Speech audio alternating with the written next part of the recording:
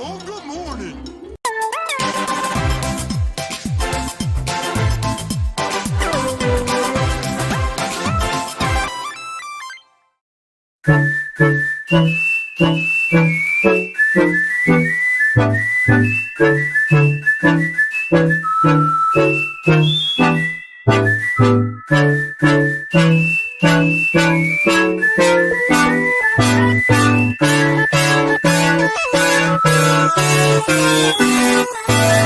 Welcome back to another installment of Every Cartoon Network Movie Reviewed, a series of videos covering and reviewing all animated films that came from the one and only Cartoon Network. Ever since its conception back in 1992, this network has given us some amazing shows and has given many creators their first shot at producing their very own ideas, never disappointing their audience. From series like the Powerpuff Girls, Ed, Edd and Eddy, Adventure Time, The Amazing World of Gumball, and many more, there exists no doubt in my mind that this network is one of the best networks to ever exist, and will continue to be for many years to come. And with all the animated media that this network has pushed out to the masses over the years, I've decided to handle the task of reviewing each and every one of their animated movies. I've already done 2 of these before, so if you're interested, go check them out in the description down below. And a few rules before we begin. 1. I won't be covering any live action movies produced by the network, and I will be going through this series with the goal of reviewing these films by order of release. With all that said, sit back, grab some snacks, get comfy, and let's get on with every Cartoon Network movie reviewed.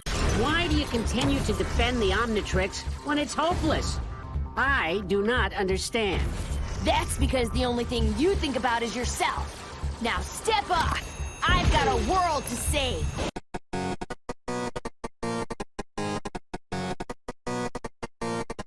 Hi, I'm Manuel, and if you don't know me, then you clearly haven't seen any of GeekToon's videos. So GeekToon's over here asked me to review the movie Ben 10: Secrets of the Omnitrix. And I accepted because back then, Ben 10 was actually my shit. I used to love it, and the idea of a 10-year-old boy having a watch that turns him into 10 different aliens was such a cool idea for me.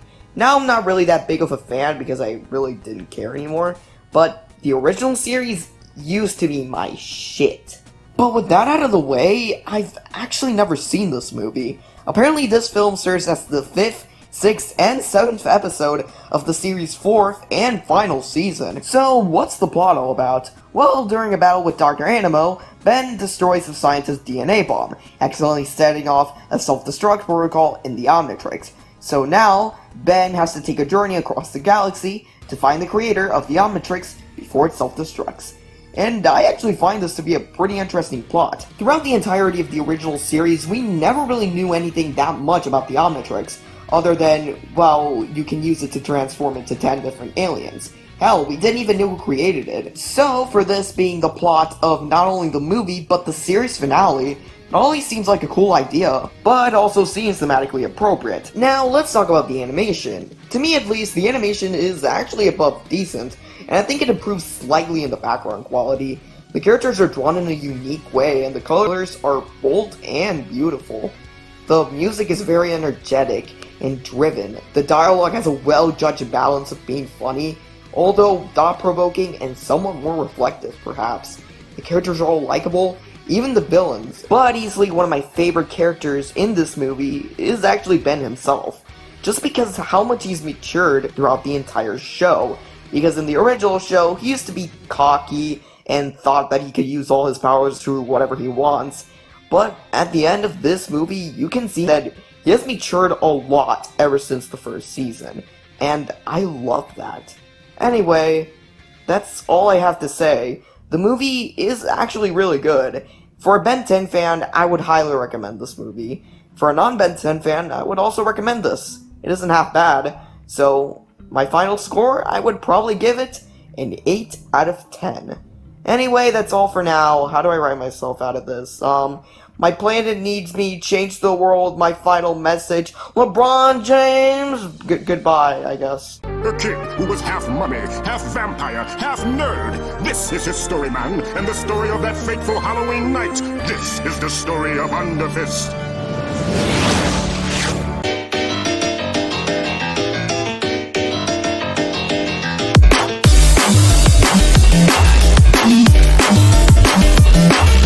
I've already talked about the history of Billy and Mandy when I reviewed Big Boogie Adventure last time, but far less people discuss about its attempted spin-off known as Underfist Halloween Bash. Premiering on October 12, 2008, this was meant to be a spin-off from the always popular series The Grim Adventures of Billy and Mandy. Before I discuss the film itself, I must talk about its hectic production. You see, at this time for the creator, his show The Grim Adventures of Billy and Mandy was nearing the end of its production, but Maxwell Atoms had one more project to complete before ending it completely. A backdoor pilot Halloween special that focuses on Billy and Mandy's secondary characters like Irwin, Hoss Delgado, General Scar, Jeff the Spider, and Fred Fredburger. But unfortunately, the creator did have a few bumps in the road during production, one being that there was no crew to work with, and CN wasn't really keen on hiring one, so the majority of the project had to be done either by Maxwell himself or any freelance artists he could find, which really does explain the drastic change in style, but we'll get to that when we get to it. On to the film itself. The movie starts off with our main character Irwin, as he gets abandoned by his friends on Halloween night, and is forced to trick-or-treat by himself. After a few failed attempts, he helps out Mindy by going to get candy for her at a haunted house. Little did he know that the house was a trap that manages to let in candy creatures led by a marshmallow bunny from the underworld, which summons the wrath of both General Scar and Hoss Delgado. After they fend off the enemies, they go after the marshmallow bunny, who also captured Mindy as well as the president, but unfortunately get trapped in the underworld, where they witness the transformation of the trick-or-treater eater. In the same moment, we witness Irwin get his vampire mummy powers. Later on, the rest of the gang show up, flooding the dimension and saving the president. Later on in the film, Irwin discovers that vortex gems are being put inside caramel apples in order to start an invasion. The invasion kicks off as well as a fight between Hoss and Irwin, where the two end up defeating a massive pumpkin giant and saving the day. The film ends with the group preparing to fight off another invasion against Earth, ending with a pretty cool sounding theme song for Underfist. Being a spin-off of Billy and Mandy, I had my doubts about it, since the main idea for the series itself was following the adventures of its title characters, so straying away from its formula seemed like a risky endeavor. But after having seen it not once but twice, I'm happy to report that I was wrong. I absolutely adore everything about this movie. The music, the characters, the setting, the plot. I also do appreciate the redesign for a lot of the characters. They just look more appealing to me in this style. It all ties up well in a neat little bow, even if some of the shots do look kind of out of place sometimes. If you're a fan of the Billy and Mandy series, then I implore you to go watch this. And if you're not a fan of the series, then I still highly recommend you go check out this movie. It's just that good. Oh heavens, what's happening?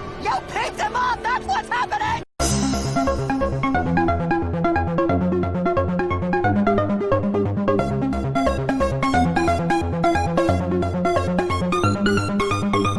Now Foss's home I've covered before in this series way back in part 1, but House of Blues was never the series' only TV movie. Oh no, for there exists another, in the form of Destination Imagination. The film starts off with Frankie not feeling like she's appreciated in the house, with everyone depending on her for every chore in the house and Mr. Harriman always on her back for everything she does. So when she finds a chest left at the house, she leaves it up in the attic where she gets sucked into a world where for once she's the one being treated nicely. Meanwhile, the gang go looking for their friend to end up in the same dimension where Frankie is. In the quest to find Frankie, the gang go through a lot, passing a musical puzzle bridge, avoiding policemen, even swimming across a river of plastic balls. It's also at this point of the film where we become introduced to a new character in the film going by the name of World. The gang make it to their goal only for Frankie to realize that they want her back only to do stuff for them. Later on in the film, it's revealed that World's owner's parents separated him from his only friend he had ever known. Despite Frankie being understanding towards World and his frustration, she lets him know that it's not okay to take his anger out on other people. And so, World and the crew set aside their differences. Unfortunately, Mr. Harriman shows up, causing World to become angry once more and attack the group. The gang make it out, but sadly without Frankie. Little do they know that Frankie managed to make a deal with World where if he let her go, she in return would let him out of the trunk where he was trapped. And so the film ends with World living happily in the home and enjoying his new life. In terms of Foster's, this film I feel very much shows its best moments in its art direction. The rest of the series is great, don't get me wrong, but in this film we get enthralled in many different and unique locations and characters. Honestly, I don't understand why this film is not remembered more fondly in the eyes of most cartoon fans. It has everything. Great characters, an interesting plot, engaging drama, and more. If anything I said about this piqued your interest, then I highly implore you to go watch it. It's a hidden gem in Cartoon Network's legacy that deserves to be seen. Look! Alien spaceships are attacking! That's stupid.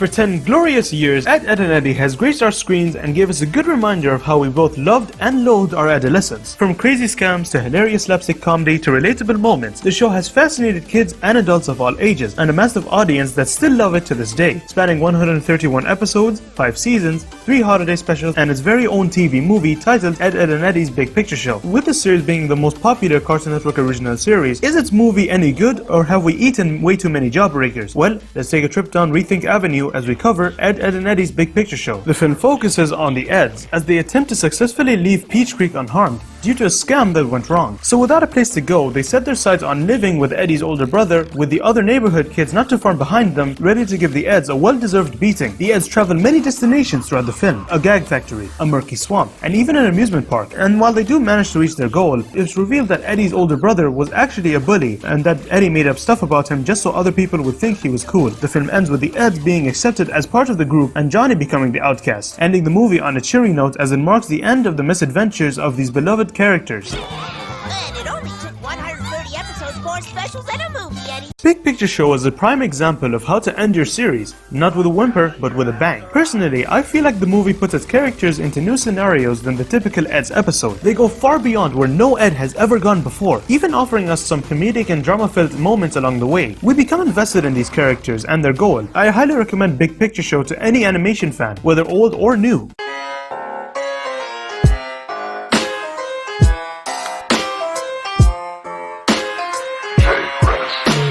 Hey there, thank you so much for watching this video. Before it ends, I have a few shoutouts. First is for the awesomely talented Manuel D for both reviewing one of the films in this video and providing the thumbnail art for this video. Seriously, go check his stuff out. His videos and art are worth subscribing for. And it's also come to my attention that this channel has officially reached 200 subscribers, which is crazy considering that I hit 100 only 3 months ago. Thanks so much for subscribing. It gives me the drive to keep making these videos, knowing I have an audience of people that will watch the stuff I put out. With all that said, don't forget to follow me on Twitter @GeekTunes and join my Discord server to hang out with me and other cartoon fans. Have a great day, and I'll see you all in the next one.